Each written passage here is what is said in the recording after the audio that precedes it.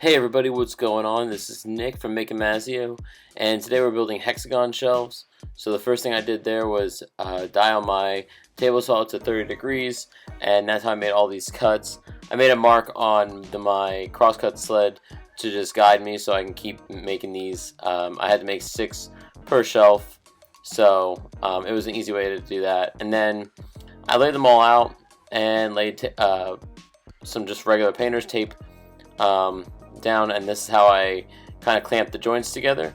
So I lay them all out, tape them together, and then put glue between the joints.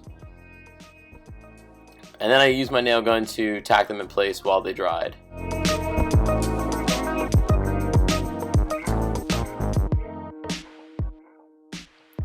So like I said, these are hexagon shelves, so I need 6 sides, and I did them in 2 halves and then glued the halves together. It just seemed like the simplest way to do that. And then it was just rinse and repeat from there.